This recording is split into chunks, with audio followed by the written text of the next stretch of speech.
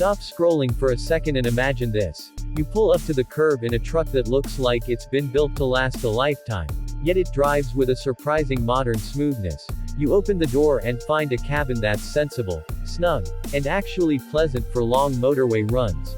You hit the motorway on-ramp and the Land Cruiser moves with a confidence that makes you smile. That's the feeling I want you to take away as I walk you through the 2026 Toyota Land Cruiser. And if you watch to the end, I'll reveal the price ranges you should expect in the US and how that translates for viewers in the UK, so stay tuned because some of these numbers might surprise you. What's the hook here? The 2026 Land Cruiser is a truck with legendary DNA that's been modernized in the right places. It keeps its off-road, go-anywhere soul while getting a contemporary hybrid powertrain. Nicer interior touches, smarter tech and better on-road manners than many would expect from an old-school icon. And that blend is rare enough to make this model a genuine must-consider in the midsize SUV market. Toyota has moved decisively away from the old V8 and big block thinking for many markets and given this generation a turbocharged hybridized 2.4-liter setup that produces a combined 326 horsepower and a seriously usable 465 pound-feet of torque, which is the headline stat that explains why this Land Cruiser both tows well and feels peppy on the motorway. Now let me be clear. Toyota didn't try to make the Land Cruiser into a luxury sedan. Instead they focused on three things that matter to real buyers: capability, durability and usable refinement. In practice that means the 2026 model is full-time 4WD with center and rear locking differentials, solid ground clearance and rugged underbody protection for real off-road work.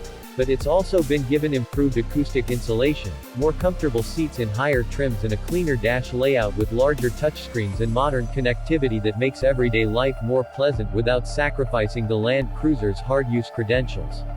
If you want the very short exterior and interior summary, exterior is retro-inspired with modern lighting signatures and purposeful proportions that say, capable, rather than, bling, while the interior keeps the functional, durable vibe but with better materials, more sound deadening and an infotainment upgrade. In short, it's nicer, not flashy, and it's built to work.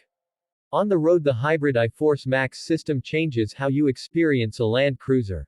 The electric assist fills in low-end torque, so merging, overtaking and towing feel smoother and less labored than you might expect from an SUV of this size. Reviewers have noted the transmission tuning and chassis damping have been refined for better composure at motorway speeds, so long trips feel less aggressive on your back and ears. That matters a lot if you do long UK motorway runs or cross-country US drives. For capacity and practicality, the Land Cruiser remains sensible. Strong towing capability in its class, a durable load floor, and generous wheelbase length dimensions that translate into roomy seating and sensible cargo space, plus Toyota's long track record for parts and service that many buyers choose this nameplate for in the first place.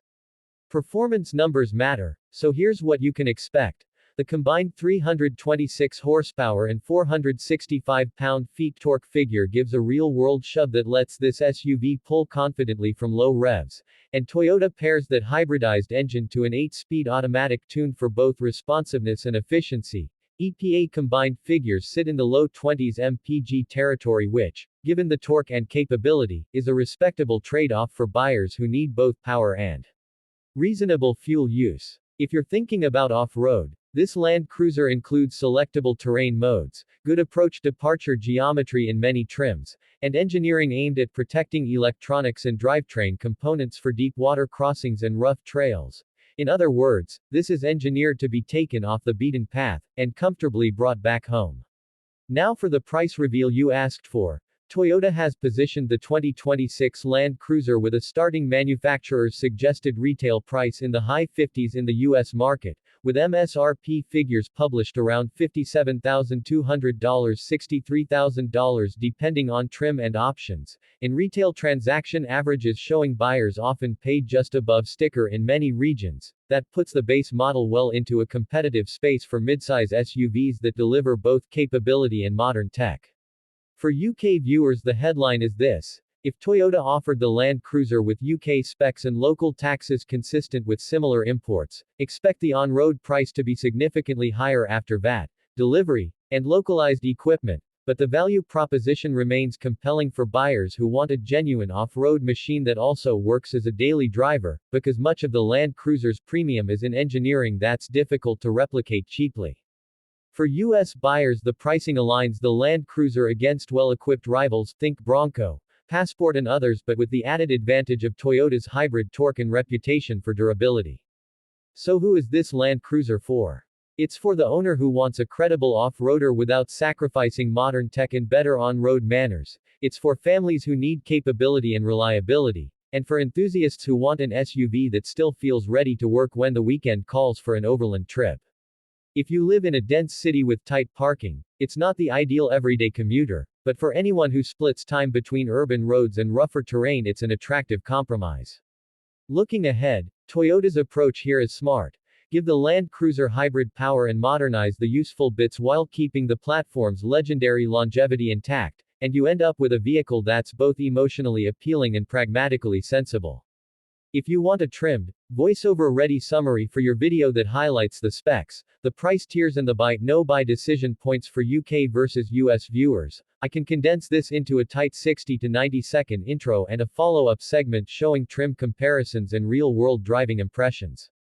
For now, drop a comment telling me which trim you'd pick: rugged off-road TRD style, a leathered-up higher trim, or the simple workhorse base, and if you want, I'll build the script into a ready-to-speak voiceover that matches your channel's energy.